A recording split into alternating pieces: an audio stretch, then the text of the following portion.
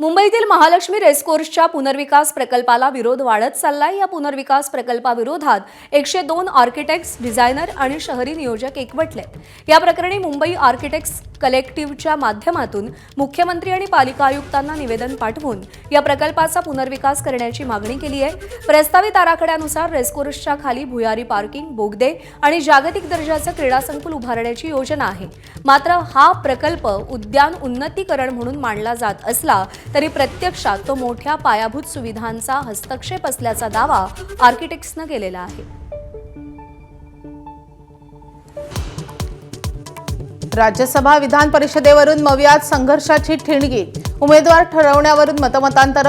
शरद पवारांना राज्यसभेसाठी पाठिंबा देण्यास शिवसेना राजी, तर राष्ट्रवादीने आपली भूमिका स्पष्ट करावी, काँग्रेस नेत्यांची मागणी।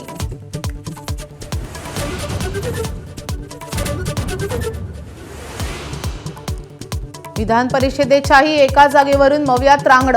विधान परिषदेसाठी ठाकरेंची शिवसेना आग्रही, काँग्रेसचा विरोध। विधान परिषद किंवा राज्यसभेपैकी एका जागेवर काँग्रेस करणार दावा।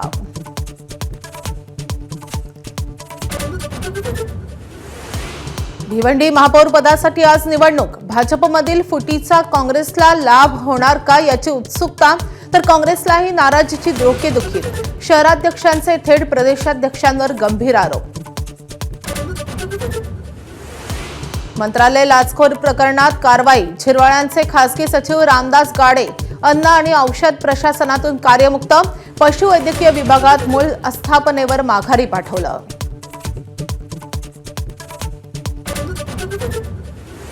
केंद्रीय निवडणूक आयोग एप्रिलपासून महाराष्ट्रात SIR प्रक्रिया सुरू करणार।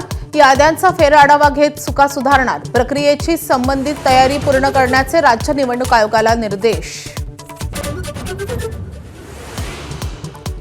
अहिल्यानगरातल्या राहुरी तालुक्यात क्रौर्याची परिसीमा, महाराष्ट्र हादरला। अल्पवयीन मुलीचं अपहरण करून जंगलात सलग 5 दिवस लैंगिक अत्याचार, लव्ह जिहादच्या संशयानं तणाव।